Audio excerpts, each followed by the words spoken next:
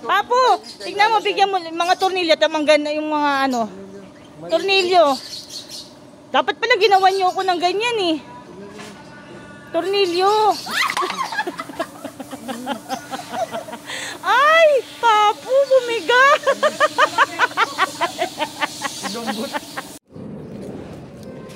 Mati naman mga ganda lagayan ng mga alahas. Oh. Regalo sa kanya ng Mother's Day. Oh, ba't wala ka regalo kay mama? Ano ba ito na?